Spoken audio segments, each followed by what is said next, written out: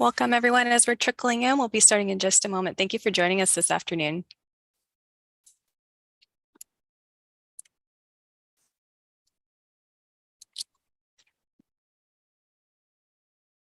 All right, let's go ahead and get started. Thank you all so much for being here. My name is Elise Ruiz. I'm a group program manager with the county's Office of Sustainability and Environmental Justice. You're here today to join us on a deep dive. This is our first one, so thank you so much for being here. Before we get started, I just want to provide a quick overview of how we'll be spending our time. Today, we're going to be going over an introduction of the project itself, what's behind these events themselves. Then we're going to be spending some time going into breakout rooms. And at this time, we really want to hear from you about the topic itself. You'll have an opportunity to speak with our presenter. Our special presenter today is Tyler from Department of Public Works. He's a senior meteorologist, and so we're really looking forward to his presentation. After that, we'll come together for closing thoughts, and I'll provide some resources on the project itself. So before I get started, I just want to let you all know that when we do go into the breakout rooms, that'll be an opportunity for you to ask any questions. So I just ask that you hold your questions until that time when we break you all into the breakout rooms. But for now, I just want to give you some information about the project itself. So this is the Regional Water Equity Project. This is a board directive project that came about in last year. So as of this year, in 2023, we've been working with our collaborators and our consultants to find best practices and regional approaches to address drought. This is a very exciting project because we're doing regional collaboration with not only tribal communities, but also with binational partners and Imperial County as well. And this is also alignment with the human right to water. So it's a very important component to this project because water equity is a very focal point, and we're exploring holistically what that means to our different communities. As I mentioned, that this is a binational and also Imperial County focus. As you can see in the darker blue area, this would be more of our technical focus of the project itself. And when we're looking into the east and also the south, that would be more of our holistic approach. We're really trying to explore what water equity means. So at this time, I'm going to turn it over to our presenter, Tyler, and he is a senior meteorologist with the Department of Public Works, and he's going to be sharing with us more about extreme weather patterns like atmospheric rivers and how that impacts our region. I'll go ahead and turn it over to you, Tyler.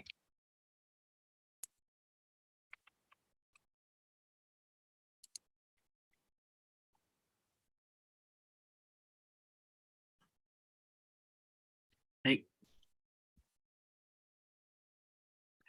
Thank you for the introduction, Elise. So as Elise said, I'm Tyler Rodenbaugh, and I'm the senior meteorologist with the San Diego County Flood Control District. And today I'll be presenting on atmospheric rivers, our alert flood warning system, and how this is being utilized to mitigate climate change risk in San Diego County. Now, throughout the presentation, I'll cover the concept of climate change and its association with phenomena known as atmospheric rivers. We will then discuss the relationship with these two phenomenons and with local flooding risk, but then also how our alert system is strategically managing some of these risks.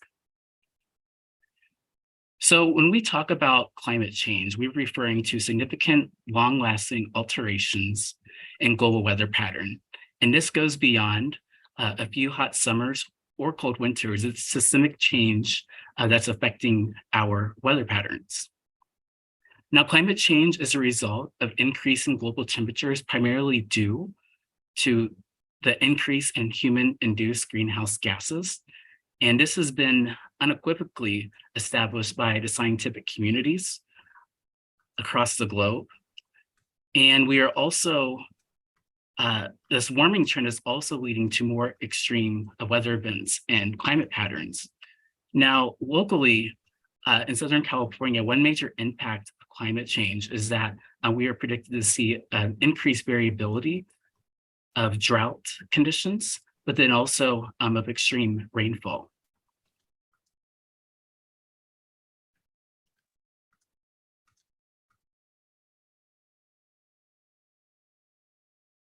So atmospheric rivers may sound like something out of a science fiction movie, but they are actually literally rivers in the sky.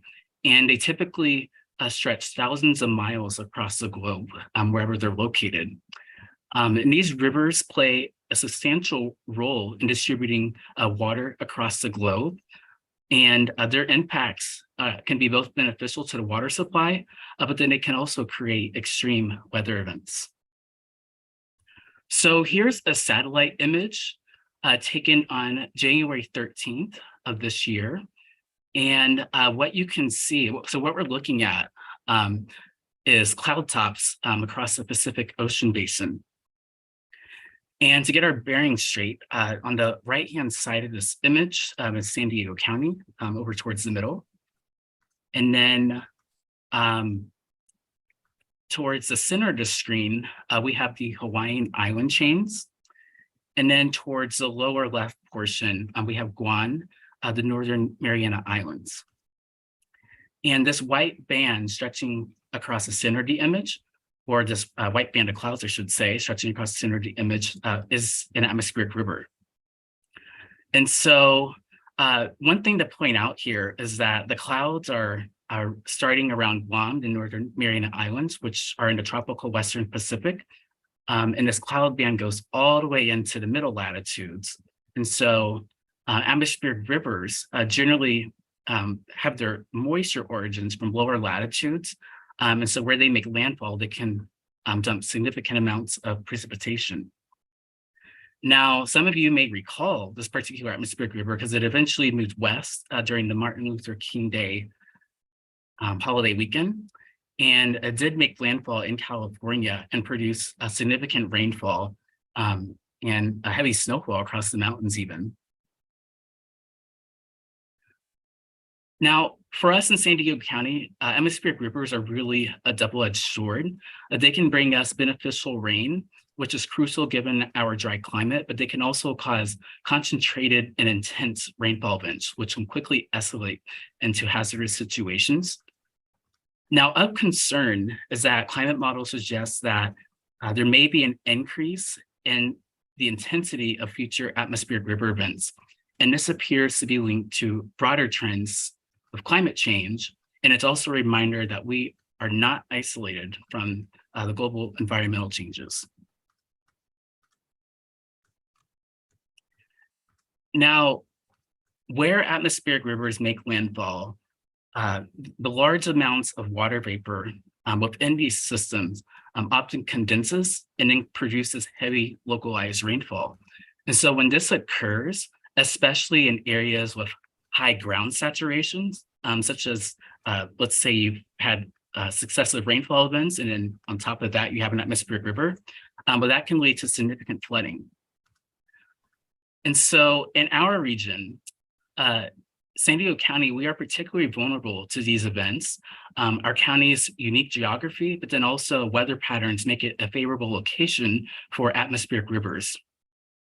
And some of the most severe flooding events in our county's history, such as those in 1980 and 1993, have been directly associated with atmospheric rivers. So the February 1980 flood was a significant flooding event. And it occurred due to a series of storms during that month. And over a span of 4 hours, the San Diego River rose 7 feet at Mission Valley, which resulted in widespread flooding. And so because of that, the impacts were severe and far-reaching, and tragically, there are instances of individuals being swept away by the floodwaters. And so the San Diego River's floodwaters covered a pretty large area, and also resulted in at least $100 million in damage at the time. Then the January 1993 floods impacted both San Diego and Tijuana, highlighting the cross-border nature of extreme weather events. The San Diego River during this January 1993 flood also rose to its highest level in over 100 years, again flooding Mission Valley and other parts of the city, which resulted in property, infrastructure damage, and also the evacuations of numerous people. And in Tijuana, they actually bore the brunt of the storm, with some areas receiving over 15 inches of rainfall.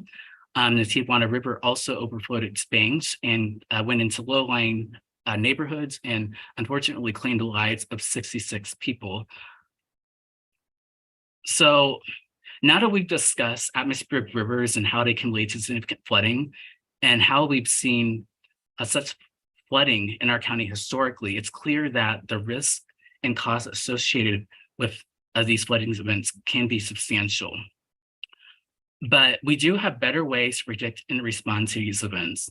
And now that we have a much greater knowledge of atmospheric rivers, we do have a really great tool for flood mitigation. And that's actually our alert flood warning system. And so our alert flood warning, let me walk back. So the acronym ALERT stands for Automatic Local Evaluation in Real Time. And so our alert flood warning system provides a real-time monitoring of potential flood hazards across the county. We were the first county to implement a county-wide system. And we started with around 25 stations in 1982. And today we have over 100 stations in our network. So here's a map showing the coverage of our alert network. And these orange dots represent either rain gauges, stream gauges, or weather stations reporting meteorological variables such as temperature, relative humidity, and wind speed. What's not readily apparent on this map is that a lot of these stations are located in the uppermost portions of watersheds. Watersheds are basically bounded regions where water collects and then drains from a common outlet. So let's say the San Diego River,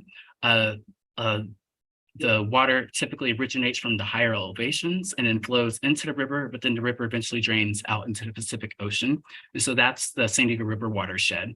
And so having these gauges in the uppermost portions of these watersheds strategically placed there can provide us with a greater lead time for potential downstream flooding conditions. Now, a unique feature of our alert flood warning system is a subsystem dedicated to the Tijuana River watershed. And this watershed spans across both San Diego County, but then also Baja California in Mexico. And to the best of my knowledge, this is the only binational flood warning system in the US. And as shown on the map, the system covers an extensive area on both sides of the border. And the stations on the Mexican side are actually maintained by the International Boundary and Water Commission, or IBWC. And the IBWC is an international body that was established by both the US and Mexico to administer the rules in determining the location of the shared border. But today they handle numerous responsibilities, including water quality, but then also flood control in the border region. And so this cross-border collaboration with the IBWC allows comprehensive flood monitoring and response efforts across this region. Now, our alert flood warning system also includes a second subsystem known as the Pumacha flood warning system. And this was developed in wake of the devastating October 2007 Pumacha fire. This fire burned on and above the La Jolla, Rincon, Palma, and Pava Indian reservations and dramatically altered the landscape, which significantly increased the risk of mud and debris flows in these areas. Now, an important player in this system's development was the Burned Area Emergency Response Team, also known as BEAR. And this is a specialized group that responds after wildfires, especially ones on federal lands. And their primary task is to assess post-fire conditions, but then also to identify potential risks to human safety, property, and critical natural or cultural resources. So recognizing the heightened risk after this fire, the BEAR team developed a recommendation for an early warning system designed to provide these communities with advanced notice of potential flooding, both on and off the reservations. So today, this system, early warning system, the Pumacha system, is integrated fully into our county alert system, which allows for real-time monitoring of hydrologic conditions in this area. Okay, so during storm operations, our alert system is used to monitor conditions in real time. And so when a storm event occurs or is predicted, our flood control staff monitor the alert system's data closely, but then also we track the storm's progress and potential impacts to the county. Now, if our alert system indicates that certain thresholds are being met or exceeded, for example, if the system says there's high rainfall rates, or if there's rapidly rising stream levels, the system can trigger automatic alerts that get sent out to many people. So when the alert system detects an ongoing or imminent flood event, it can automatically send out these alerts to emergency personnel, typically including the Office of Emergency Services staff here at the County of San Diego, law enforcement, fire departments, National Weather Service, and also public works staff. And these alerts are typically sent via text message or email. Oh, and there's one other point I wanted to make here. So in this image, we are looking at a low water crossing. And low water crossings are low sections of roadway that often flood during precipitation events. And this low water crossing is located in Spring Valley on Quarry Road. And we have a stream gauge located slightly outside of this image that monitors the water levels at this crossing. And so whenever the stream gauge detects rapidly rising water levels, those notifications are sent to the emergency personnel that I just mentioned, and they're able to act accordingly. And so when that happens, our Department of Public Works road crew staff go out and set up barricades, but then also they can put out messages on social media letting people know about the hazardous conditions in this area. But then also at this site, there's automated barriers that come down once the water levels reach a certain point. And this is intended to prevent motorists and pedestrians from traversing some of these floodwaters. We also run flood forecast models for the San Diego River and the San Luis River watersheds. And these river basins have historically caused substantial flooding. And much of the data that's fed into these models comes from our alert stations, but then also the forecasted information comes from the National Weather Service.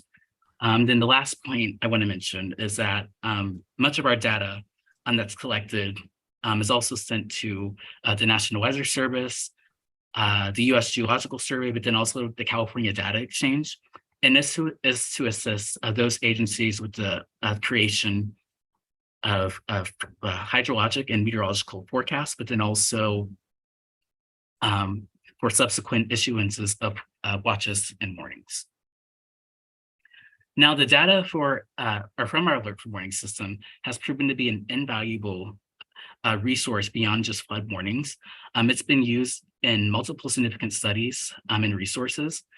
So managing water resources and planning for future water needs in our region is critical.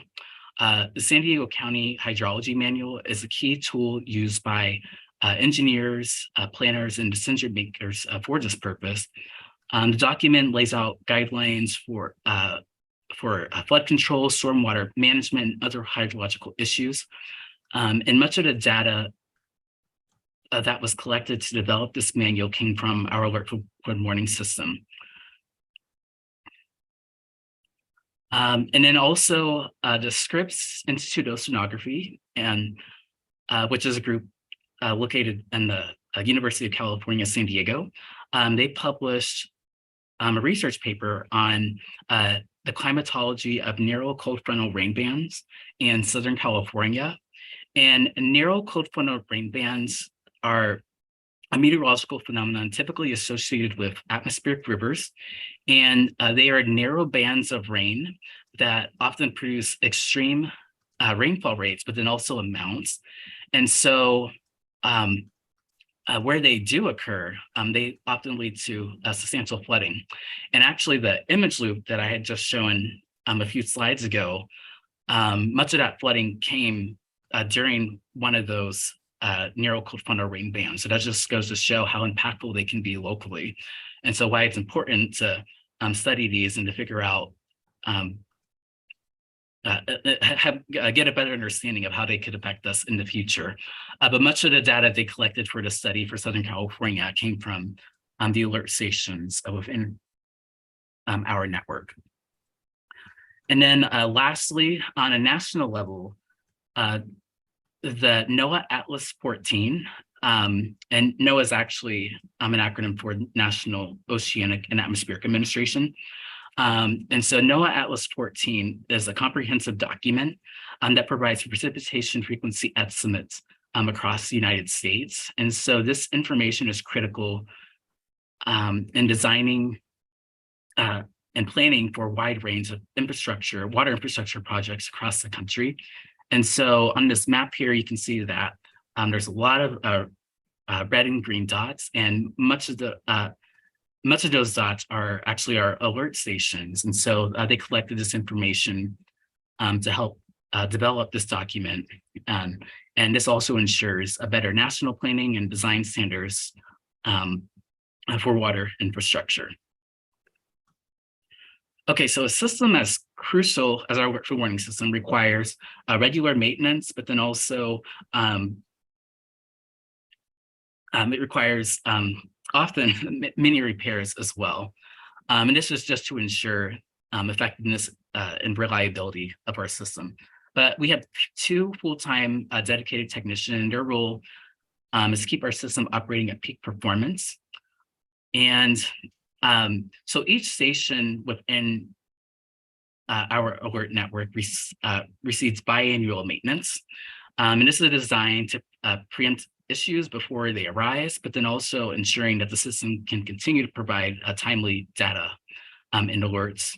And in addition to that, our technicians, they also make necessary repairs as needed.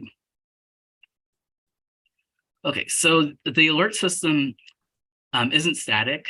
As our understanding of climate change grows, and as we observe shifts in our local climate, the alert system can evolve to meet some of the new challenges. For instance, if we see an increase in the frequency of extreme rainfall events, the system can be updated to focus more on these events. And so our goal is to have a dynamic response, a dynamic responsive system that's ready for what the future climate holds. There's always room for improvement, and that might include investing in more advanced sensor technology, expanding coverage, especially in underserved communities, but then also integrating our network with other data sources for a more comprehensive view of flood risk. And then also, we could invest more in public education of some of the flood hazards within our county. But each investment would make San Diego County more resilient in the face of climate change. All right, well, I would like to thank you all for joining me today for this discussion on atmospheric rivers and our flood warning system. And I do want to share a link here to our website that displays all the data from our alert flood warning system. And also on that page is watch and warning information from the National Weather Service. But again, that on that website, you can look at historical data, but then also real-time data. So if you are a big science nerd like me, it's really fun to watch it in real time, but then also to look at some of the historical data. But yeah, that is all I have, so thank you. Thank you so much, Tyler. That was a really intriguing presentation and really appreciate all that information. So at this time, we're going to break out to the breakout rooms, and this will be about 30 to 35 minutes. And just for everyone's awareness, you'll have the guidance with OSEJ staff. That would include myself and some of our support team. And we'll be available to answer any questions you may have and hear your feedback about this topic. All right, we'll go ahead and break out right now.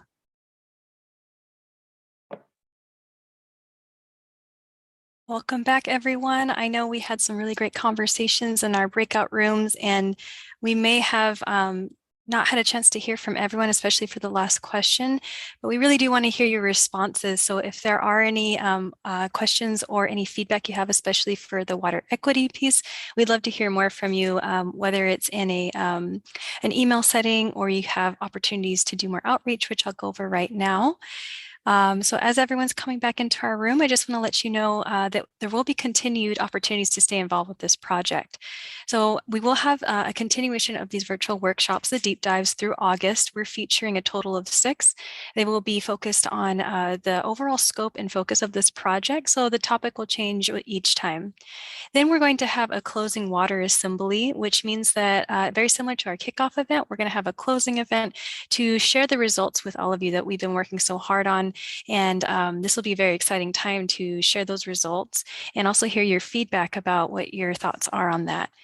The next piece and the whole purpose of this meeting or this project and why we want to share this with you on the meeting is that we're going to be having a board hearing to close out the entire effort.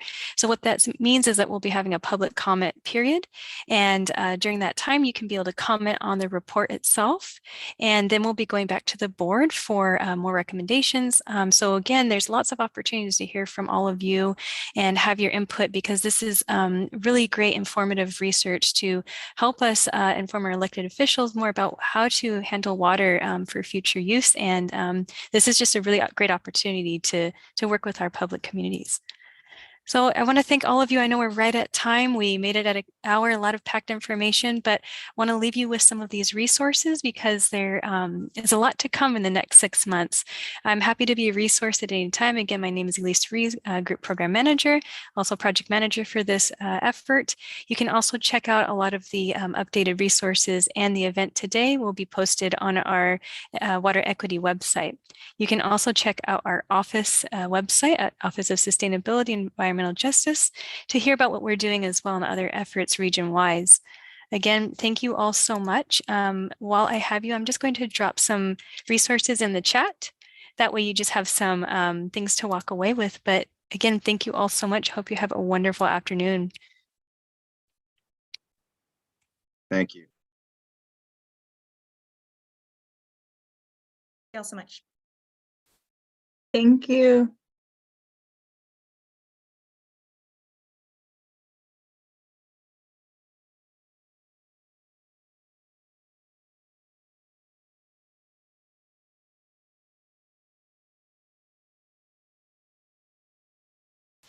My apologies, I can't get the chat up. So we will be able to email you as well directly if you signed up through Eventbrite. We'll be able to share with you